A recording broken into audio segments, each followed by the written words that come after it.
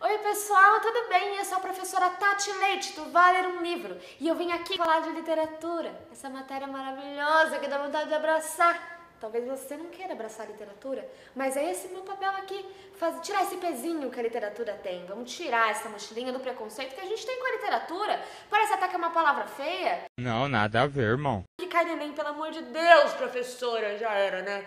O que a gente faz com esse Enem, com esses textões que não acabam nunca? Que são, né, olha, texto e mais texto e mais texto e mais texto. Não sei. E acaba, que é bom vocês também saberem, que desde 2009 o Enem deu uma mudada, né? Ele mudou a coisa como ele apresenta, né? Dá pra melhor, com certeza. Que ia mudar melhor, já tava bom. Diz que ia mudar pra melhor, não tava muito bom. Tava meio ruim também, tava ruim. Agora parece que piorou. E agora são 2 cadernos, cada um com 90 questões, né? E cada um em um dia. E basicamente literatura integra o caderno de linguagens, códigos e suas tecnologias, né? Mas gente, eu já vi literatura caindo em questões de física, em questões de geografia, história, matemática, porque literatura é tudo um pouco, né? E antes de mais nada, gente, o que é literatura? A Clarice tem uma frase linda, maravilhosa, que fala que literatura é um modo que os outros chamam o que a gente vive, o que a gente faz, o que a gente passa, né? E é isso. Literatura é tudo um pouco, mas a literatura é tão importante que é graças a ela que a gente sabe de fatos históricos, que a gente sabe o que aconteceu em 1800 bolinha, que a gente sabe de geografia, que a gente sabe de física, que a gente sabe de teorias científicas. É graças à literatura que tudo isso acontece. Aí, ó, tô quase tirando esse pezinho aí que você considerava, hein? Literatura, ela é muita coisa, né? Ela é ampla. Então, por isso que a gente tem que tentar o máximo possível aceitar a literatura em nossa vida. Abrir as portas aqui pra ela e falar, vem literatura. Eu vou aceitar você aqui, comigo, venha, vou te abraçar um pouquinho.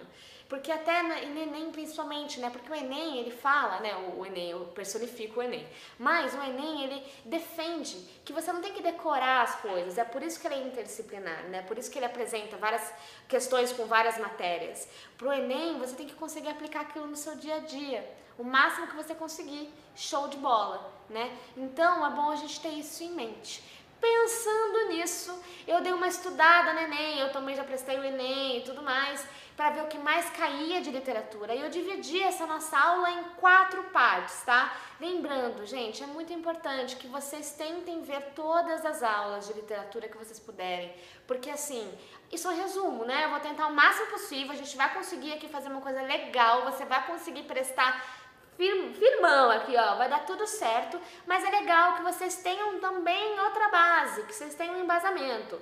E eu tenho uma dica, tem um canal de literatura que é ótimo, vai lá, chama Vai Ler um Livro. E aí tem outras aulas por lá. E como que eu dividi esse aulão, tá? 4 partes. Vamos lá, a ordem não altera em nada, tá? Eu vou falar um pouquinho da linguagem literária e da linguagem não literária, ok? Vou falar das figuras de linguagem, das funções de linguagem, e das escolas literárias, porque é muito importante, gente. As escolas literárias, elas são, de todos os temas que eu separei, elas não caem exatamente, assim, é muito dos últimos anos pra cá, foi meio difícil o Enem perguntar exatamente o que cada escola literária dizia. Isso tá mais pro vestibular, tá? Isso tá mais ali pra FUVEST, pra Unicamp, pra UFRJ e assim vai, né? Mas é muito importante que você saiba, que você tenha esse embasamento, essa base. Por quê? Porque o Enem vai te dar um texto do Monteiro Lobato, vai te dar lá um texto do Jeca Tatu, por exemplo, que foi um personagem que o Monteiro fez. E se você souber que o Monteiro Lobato fez parte de um período, né, uma coisa que passou que chamava pré-modernismo, você vai entender o que ele quis dizer com o Jeca Tatu.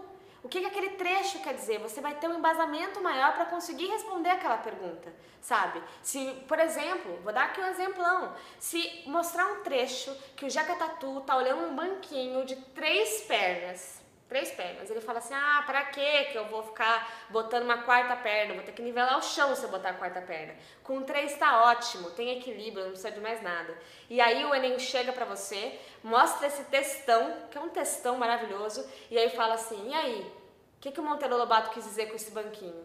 Aí você fala, já era, o que eu vou fazer aqui? Mas se você souber que Monteiro Lobato fez parte do pré-modernismo e que no pré-modernismo os escritores estavam lá, né, dando uma estereotipada na galera e querendo mostrar que o Jeca Tatu, ele representa o estereótipo brasileiro, né? Ele representa ali, ó, eles estão saindo do realismo, tá? A galera do pré-modernismo, mas isso é spoiler, tá? Mas eles estão saindo do realismo, estão indo pro moderno, né? Então eles estão estereotipando. O Jeca Tatu representa o brasileiro, ele é preguiçoso, né? Ele tem um conformismo. E se você souber disso, pá, um pontinho a mais no Enem, tá? Então vamos começar essa aula. Então vamos falar da linguagem literária e da linguagem não literária, tá? A linguagem literária é a linguagem conotativa. Ela não é exatamente aquilo que ela está dizendo, ela é poética, ela quer dizer algo, sabe? Algo a mais, que não é exatamente aquilo ali. Então quando eu falo assim, vamos mergulhar na literatura hoje, gente, não quer dizer que a gente vai pegar um biquíni, um maiô, uma sunga, sabe, uma bermuda e mergulhar no mar da literatura, literalmente. Não quer dizer isso, né? É uma questão poética, quer dizer que a gente vai se focar em algo. Então essa é a linguagem conotativa, ou a linguagem literária. E quando eu falo da linguagem não literária, eu falo da linguagem denotativa, que denota, D de dicionário, como já dizia a professora Pamba, né, do Redação em Gramática Zica. É aquilo mesmo, o que eu quis dizer com aquilo é aquilo que eu disse, sabe assim? Então se eu falo assim, vou mergulhar neste mar porque quero ver os peixes. É literalmente, eu vou ali, ó, mergulhar naquele mar. O mergulhar é sobre isso, não é mais o mergulhar na literatura que nem eu usei anteriormente. E isso é a linguagem literária e a linguagem não literária.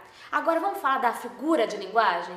Gente, figura de linguagem tem uma função, né? É dar um efeitinho ali numa palavra, dar um efeito num texto. E o que acontece nessas figuras de linguagem? Por ser efeito, a gente não pode usar na redação. Por quê? Porque é um efeitinho, é para deixar bonitinho, tem uma ideia ali, né, conotativa, não é exatamente o que quer dizer, sabe? Tem uma funçãozinha ali diferente. Então, se a gente colocar aquilo na redação, principalmente algumas figuras em específico que eu vou logo explicar, gente, 0 na hora. Então não usem, mas figura de linguagem cai muito no Enem. Cai muito no Enem, é surreal do tanto que cai figura de linguagem. Porque também, em muito quadrinho tem figura de linguagem, sabe? Muito texto tem essas funções. As escolas literárias botaram muita, né? Os escritores das escolas usaram muita figura de linguagem para dar um efeito especial para os textos. E as figuras de linguagem, vocês não precisam decorar isso, mas é legal que vocês entendam que elas são divididas em 3 partes, né? A função semântica, que é a ideia do sentido. São figuras de linguagem que alteram o sentido da frase. A função sintática, que é a ordem que as coisas estão, né, numa frase, numa oração. E a função fonética, que é o quê? O som, fono, né? E aí a gente divide nessas 3 partes. Eu não vou falar todas as figuras de linguagem que existem no mundo, porque são muitas, mas eu separei as que mais caem, as mais comuns, pra gente começar aqui. Vamos lá. Semântica, que é o que, gente? De sentido da frase. Figuras de linguagem que alteram o sentido ali da coisa toda. Vamos começar com a comparação. A gente usa a comparação no nosso dia a dia, né? Na linguagem oral. Aliás, vocês vão ver que várias figuras de linguagem a gente usa no nosso dia a dia, no jeito que a gente fala. E a comparação é assim. Literatura é como música para os meus ouvidos. Olha só, uma comparação aí. Literatura é como música para os meus ouvidos. Eu estou usando até um conectivo ali, eu estou usando como, né? Estou usando uma palavrinha para falar isso é como isso. E quando vocês verem o como, que nem, tal qual, isso já é uma comparação, tá, gente? Qualquer frase que vocês observarem essas palavrinhas aí, vocês vão saber que é uma figura de linguagem que chama comparação. E aí com ela vem uma que dá para confundir bem, que é a metáfora. A metáfora também é uma comparação, só que ela não usa nenhum conectivo. Ela não usa nada para conectar com nada. Ela fala assim, essa mesma frase que eu falei para vocês, literatura é como música para os meus ouvidos, que é a comparação, na metáfora eu vou falar, literatura é música para os meus ouvidos. Eu não vou usar o como, não vou usar o que nem, não vou usar o tal qual. Simples, certo? Começamos bem, começamos fácil. Ok? E aí isso me lembra que a gente tem outra figura de linguagem que chama antítese. Antítese, gente, são ideias contrárias numa mesma oração. Então eu vou virar e vou falar assim, gente, eu sou de humanas e vocês são de exatas. Certo? Isso é uma antítese. É possível acontecer no mundo real, mas são ideias contrárias, são coisas contrárias numa mesma oração. E aí a antítese me puxa outra figura de linguagem que chama paradoxo. Paradoxo. O professor até enrolou a língua aqui. E o que é o paradoxo? É uma antítese, só que é uma antítese impossível. Sacou? É quando Camões falava lá no texto dele, que até virou música, né, na voz do Renato Russo com Legião Urbana: o amor é fogo que arde sem doer. É ferida que dói e não se sente. Gente, mas se dói, como que não se sente? Certo? É quando o Renato Russo também fala assim: eu estou cheio de me sentir vazio. Filho, ou você tá cheio ou você tá vazio. Vamos combinar aqui. Tá entendendo? Então, na antítese, eu vou falar ideias contrárias, ideias que, na mesma oração, que são contrárias, mas elas são possíveis de existirem no mesmo mundo. Agora, no paradoxo, não. São duas ideias contrárias que não dá match. Deu ruim aqui, entendeu? Se eu sinto uma dorzinha, eu sinto uma dorzinha. Não é uma ferida que dói e não se sente. Eu não tô cheio e vazio. Não faz sentido isso aí. E eu tenho a personificação ou prosopopeia. E o que é isso, professora? Pelo amor de prosopopeia. Quem foi que inventou essa palavra? Tá? Ó, antes de mais nada, o bom do Enem ser textão, gente, é que às vezes o Enem explica o que é cada figura de linguagem. Fala, prosopopeia, aquela figurinha lá que quer dizer meio que isso aqui. Mas, às vezes, o Enem também não explica, né? Às vezes ele tá de lua, sabe assim? Às vezes ele não quer explicar muito bem. Mas é importante que a gente saiba o que cada figura quer dizer, mas assim, também não precisa enlouquecer por causa dos nomes. Tem uns nomes bem complicadinhos, bem diferentes do que a gente está acostumado. Mas vamos lá. Prosopopeia ou personificação, o que é isso? É você dar atitudes e coisas animadas para seres que não podem ter uma ação, sabe? Para seres inanimados, para seres que não podem fazer nada. Quer exemplo? O professor vai virar cantor agora, hein? Olha só. Teu olhar não me diz exato quem tu és, mesmo assim eu te devoro. E olhar diz alguma coisa, filho? Seu olho fala, por acaso? Não. Tudo bem. Mas professora, eu entendo o que meu namorado diz pra mim só com o olhar. Ó, que lindo. Mas o olhar não fala, gente. Na vida real, aqui, ó, na linguagem denotativa, o olhar não diz nada. Olhar olha. Olho olha, só isso que acontece. Então isso é uma prosopopeia ou uma personificação. É quando eu dou uma atitude, uma coisa, uma ação animada para alguém que não pode fazer isso, certo? Ai, meu Deus, professora, eu nunca vou ser capaz de decorar isso. Sabe o que é isso? É uma hipérbole, é um exagero. Aí eu falar, nossa, meu cérebro vai explodir, vou chorar rios de lágrima.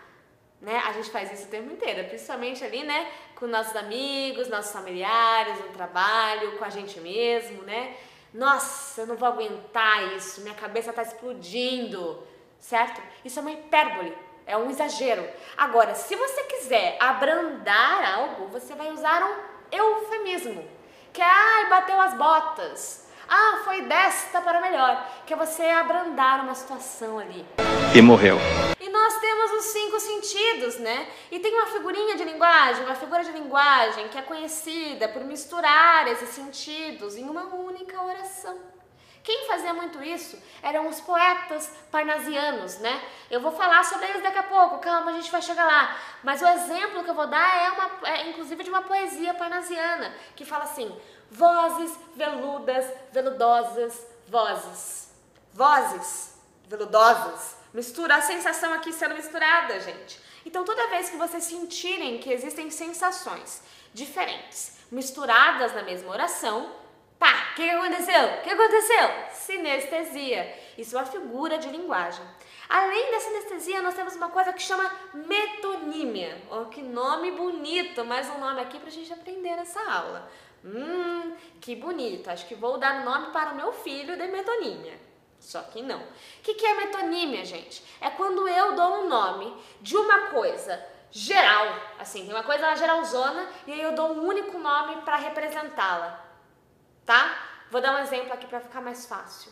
Hoje eu comi um prato de macarrão, cara. Tá uma delícia. Gente, por acaso meu prato era feito de macarrão? Não era feito de macarrão, mas vocês entenderam, certo? Então eu dei um nome para uma coisa geral. Eu posso chegar em vocês e falar assim, gente, na aula de hoje a gente vai ler Pagu.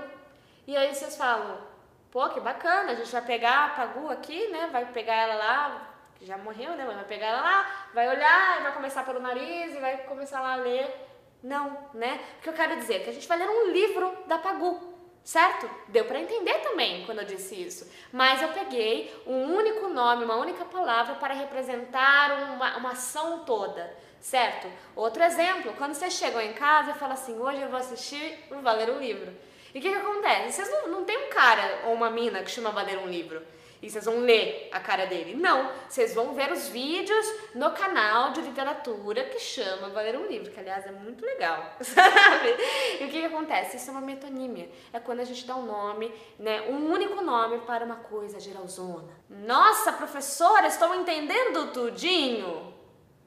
O que eu fui agora? Fui irônica. Espero que não, né? Espero que vocês estejam entendendo de verdade. Espero que isso não seja uma ironia. Mas ironia também é uma figura de linguagem. E olha que interessante, a gente usa muito no nosso dia a dia, né? Com os nossos amigos, colegas, irmãos, irmãs, colegas de trabalho. E a ironia é quando a gente é irônico, quando a gente fala algo querendo dizer outra coisa, né? E normalmente intencionalmente, tá? Outra coisa que nós temos aqui, gente, apóstrofe.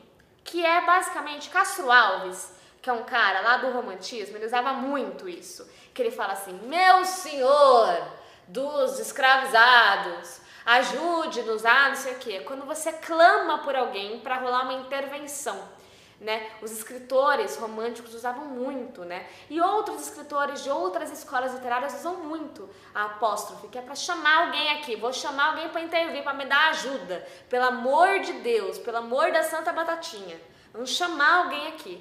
E além disso, nós também temos o clímax. Clímax você já deve ter ouvido em algum lugar, certo? Clímax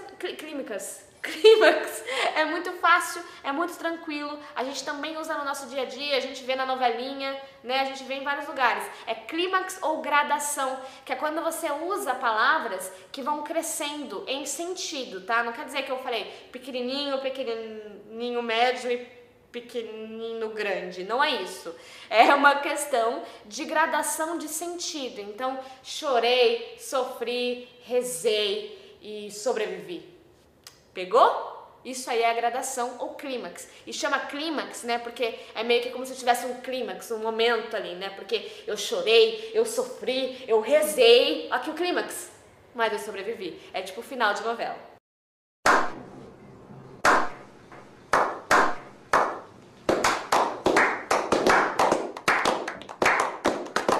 Agora vamos para as questões fonéticas, que são as questões de som, né? São as figuras de linguagem que alteram de alguma maneira, que fazem um sentido, que dão um efeito de som nas orações, nas frases.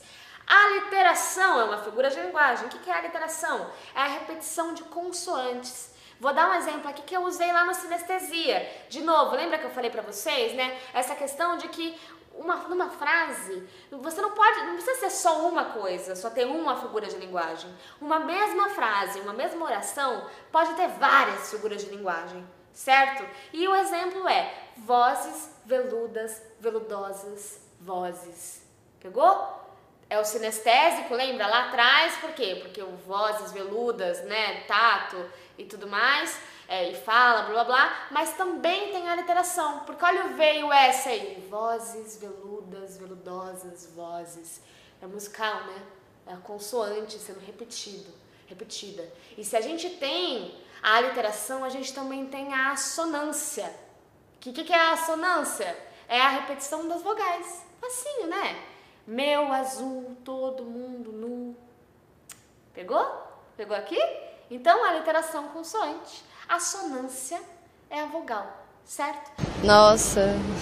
E a gente tem a rima ou homeoteleuto. Meu Deus do céu, sabe? O que é rima, gente? Rima é até difícil de explicar, porque a gente escuta tanto rima, né? A gente fala tanto de rima desde sempre, normalmente, que rima pra mim é tipo rima. O que é rima? É rima. Mas rima é quando a terminação de palavras diferentes soa parecido. E aí quando a gente coloca numa oraçãozinha, quando a gente coloca numa frase, num texto, o que acontece? O som é parecido e aí faz um efeito, né? Xadrez, xerez. Só que a rima, gente, é só para poesia. O homeoteleuto é a rima da prosa. E é interessante porque a rima da prosa normalmente também aparece em textos, né, maiores e tal, como no modernismo, por exemplo, que eles usavam o homeoteleuto. Mas aparece muito em ditado popular. Deus ajuda quem cedo madruga.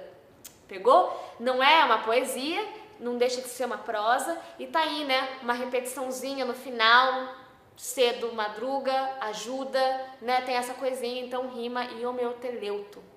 E, gente, o Enem tá chegando. Ai, meu Deus do céu, o Enem tá chegando. Esquenta, Enem. Tic-tac, tic-tac, tic-tac, tic-tac. Pum! Vou quebrar esse relógio. Não quero que o Enem chegue tão rápido. Preciso estudar ainda. Preciso ver este vídeo até o final. O que eu fiz agora, gente? Tic-tac, tic-tac, tic-tac. Pum! Tibum! Isso é uma onomatopeia. A onomatopeia é uma das coisas que mais cai no Enem. A gente aprende onomatopeia desde pequenininho, né? Porque é uma coisa didática, uma coisa interessante. É você dar nome, né? Você dar nome ao som. É você falar que o barulho do relógio é tic-tac, tic-tac, tic-tac, tic-tac. É você falar que o pou, ó, pou, porrada, né? Soco. É você falar vrum, vrum. Sei lá, né? O professor é ótimo em onomatopeia, vocês já podendo perceber. E vamos às figuras de linguagem que são sintáticas. O que são as figuras de linguagem sintáticas, né? Um exemplinho aqui, ó, polissíndeto. Poli, muito, né? São a repetição de conectores. Aqui um exemplinho do Chico Buarque, uma música que eu sei de cor. Vocês vão ver como eu sei de cor, ó. É aquela que ele fala assim: todo dia ela faz tudo sempre igual e sacode às 6 horas da manhã. E me acorda com nanana natural e me beija com a boca de hortelã. Sei lá se é assim, mas o que acontece? E faz isso, e aquilo lá. Então, assim, são esses conectores, né, essas adições aí que são repetidas. E se o polissíndeto quer dizer muito, né, muitos conectores, o assíndeto quer dizer o quê? Ausência. Se eu falo assim, isso é típico, se eu falo isso é atípico, quando eu coloco o a na frente eu nego, certo? Então no polissíndeto e no assíndeto é a mesma coisa. Assíndeto é a ausência assim, a ausência geral de conectores. É quando eu pego e substituo esse e ou qualquer outro conector por vírgula ou ponto. Normalmente vírgula, tá, gente? É quando eu falo vou mendigar, roubar, matar, até as coisas mais banais, enfim. Quando eu falo isso, eu não usei o vou mendigar e roubar e matar. Eu usei vírgula. Vou mendigar, vírgula. Vou roubar, vírgula. Vou matar, vírgula. Certo? Entenderam? Isso é o assíndeto, a ausência de conectores. Além dele, na função sintática, o que a gente tem também? A coisinha que a gente sabe muito bem. Sabe por quê? Porque eu cansei de descer para baixo e subir para cima. Sabe, eu acho que isso tudo, gente, é uma dádiva de Deus. Porque se não tem uma goteira no teto, pegou? Isso é o pleonasmo. Mas é muito importante que a gente também separe o pleonasmo. Pelo amor de Santo Cristo, pelo amor da Santa Batatinha, não usem pleonasmo na redação. Aliás, não usem nenhuma figura de linguagem, se puderem, ok? Mas o pleonasmo é difícil. Só que também existe o pleonasmo na função literária, na coisa conotativa, que é para dar ênfase em algo. O pleonasmo pelo erro, que é o descer para baixo e subir para cima, é erradíssimo e normalmente está na linguagem oral. Mas tem um pleonasmo para dar uma ênfase, que é rir meu riso, chorar meu choro. Se você vai chorar, eu choro. Se você vai rir, eu riso. Só que aí a galera usa isso para dar aqui uma ênfase, para dar um sentido, uma poesia a mais pra coisa. E quando você tá lá no cinema, assim, assistindo um filme, e aí começa uma cena proibida para menores de 18 anos. Aí a câmera começa, ó, e mostra um abajur. Isso no cinema chama elipse. E na figura de linguagem também chama elipse. Elipse é quando você omite um termo, é quando você deixa de falar um termo e que mesmo assim o sentido da frase não muda. Você conseguiu entender. Quando você vê lá o abajur, você conseguiu entender o que está acontecendo. Na elipse é a mesma coisa, né? Na elipse, na figura de linguagem. E o que acontece, gente? Se eu falar assim pra vocês, neste vídeo, figura de linguagem. Você entendeu, não entendeu? E o que acontece? Eu esqueci, eu não falei o A. Certo? E tá tudo bem, porque você entendeu mesmo assim. Isso é uma elipse, ok? E aí eu também tenho uma anáfora, que é quando eu repito palavra, né? Ou o mesmo estilo de oração em várias linhas, né? Em várias coisas. Então, assim, quando tudo está perdido, sempre existe um caminho. Quando tudo está perdido, sempre existe uma luz. Tá vendo? Isso é anáfora. É quando no começo de uma oração eu uso a repetição, né? Num sentido ali, eu quero fazer aquilo, porque eu quero dar uma ênfase, eu quero dar uma função poética pra coisa. Tá aí, uma anáfora. Acabou, figuras de linguagem, acabou. Gente, ainda acabaram, né? Mas ainda tem muita figura de linguagem por aí, mas essas são as que mais caem, ok? E para tudo, eu tenho aqui uma pergunta pra vocês, muito importante. Tô aqui, ó, me arrumando, cruzei a perna, virei o banquinho. Vocês têm um objetivo? A linguagem também tem. Ha! Por essa, vocês não esperavam. A linguagem, gente, tem direito que nem a gente, sabe? Linguagem, a comunicação, ela também tem objetivos ali. E isso chama o quê? Funções da linguagem. Ah, pegou? Funções da linguagem, os objetivos que ela tem na vida ali enquanto comunicação. E linguagem, né? Tudo, gente, a comunicação sendo feita. E antes da gente explicar as funções da linguagem, que só são 6, tá? São 6 estilinhos, são 6 tipos. Antes de a gente explicar isso, vamos relembrar aqui, vamos voltar numa coisinha que a gente escutou muito na nossa infância, que é o seguinte, né? Como que se dá uma comunicação? Eu tô aqui me comunicando com vocês. Sempre que existe uma comunicação, a gente parte do pressuposto que teve um emissor. O emissor emitiu uma mensagem. Eu sou a professora Tati, eu estou emitindo uma mensagem para vocês, certo? Esta mensagem está indo em um código, que é o que? A língua portuguesa, por exemplo, certo? Eu estou usando um código para passar uma mensagem. E eu também estou usando um canal. Qual que é o meu meio? Literalmente, né? Um canal. Mas qual que é o meu meio aqui? Eu estou conversando com vocês através de um vídeo, né? Esse é meu meio de comunicação, esse é meu canal de comunicação. E essa mensagem está chegando em vocês, espero eu. E o que vocês são? Os receptores, certo? Vocês estão recebendo essa informação. Então a gente tem que lembrar que toda vez que a gente fala de linguagem, a gente pensa aí nessa coisa toda, certo? E quais são as 6 funções da linguagem? Simples, ó. Tem a emotiva ou expressiva, que tem a ver com eu, tem primeira pessoa, eu, nós, né? É quando você joga ali o sentimento da coisa toda. Então sempre quando vocês virem em algum texto a primeira pessoa, vocês já podem ter certeza que ali tem uma função emotiva. Tem uma função de expressar ali emoções, coisas, né? Sendo boas ou ruins. Mas, uma coisa muito importante, gente. Funções de linguagem é igual a figura de linguagem no sentido de que, numa mesma oração, você pode ter várias coisas, sabe? Não precisa ter, elas não são excludentes, elas não se excluem. Elas podem conviver em paz e harmonia de mão dada. Deixa a linguagem ser feliz com várias funções, gente. A gente não tem só um objetivo, né? A gente tem vários. A linguagem também. Então, vocês podem identificar mais do que uma função de linguagem num texto se o exercício pedir, tá? Não pirem, tá tudo bem. Aí, além da função emotiva, que é a primeira função lá, não tem uma ordem precisa, é só uma questão didática mesmo. É a função fática. O que é a função fática? Se a função emotiva está ligada ao emissor, a função fática, ela quer só a comunicação de volta, ela quer o feedback, sabe? A comunicação que quando você pega o telefone e fala, alô? Você tá esperando, né? Oi, fala alô, fala oi, fala alguma coisa. A função fática é isso, ela quer um feedback da coisa. É quando você fala algo esperando que a comunicação te retribua, que a mensagem volte, certo? Essa é a função fática.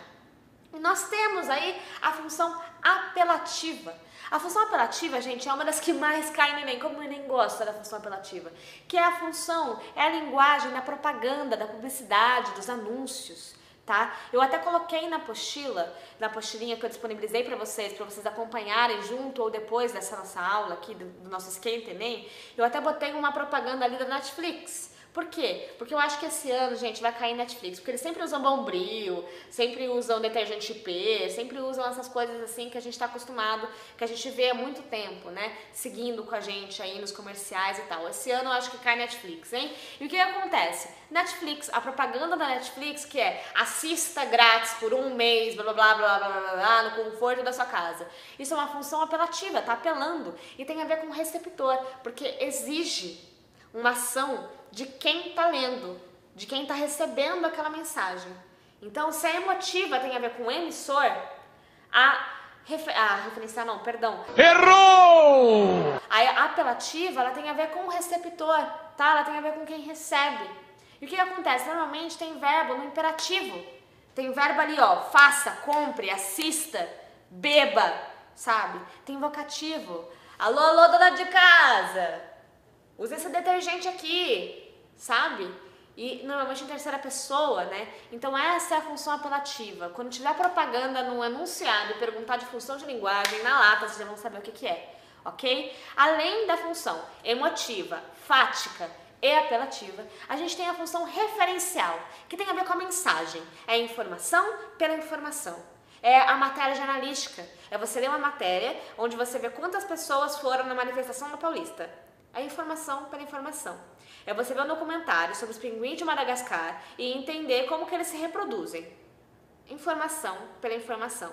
Não tem ali um sentimentalismo, não tem um eu, não tem um apelo. Não tem, é informação. Eu quero saber ali o que os pinguins de Madagascar fazem na vida deles, tá? Essa é a função referencial, ok? Informação tem a ver com a mensagem. Além da referencial, a gente tem a função poética. A função poética, gente, não se deixe enganar. Ela pode aparecer em qualquer texto, não é só poesia não, tá? Em qualquer texto, na prosa também. Mas é uma função mais ligada à estética, ao modo como aquilo é falado. Eu quero causar um impacto aí, ó, sabe? Eu quero fazer alguma coisa, eu quero deixar a coisinha poética, a coisinha literal. Eu quero usar figuras de linguagem. Eu quero usar uma linguagem conotativa. Olha a gente voltando ali com o que a gente já aprendeu nessa aula, tá? Então essa é a função poética. E pode sim ter função poética com outras funções. E por último, e não menos importante, a sexta função das funções de linguagem, das funções da linguagem, é o quê? A metalinguística, que é a linguagem pela linguagem. É dicionário, por exemplo, a palavra explicando o significado da palavra. É quando você está assistindo uma novela e o personagem da novela está vendo novela. É estranho, né? É quando você está lendo um livro e o personagem está falando sobre o livro ou está lendo um livro. Isso é a função metalinguística, a linguagem pela linguagem. E é isso que é a função da linguagem. Esses são os objetivos aí que a linguagem tem, que a comunicação tem no nosso dia a dia.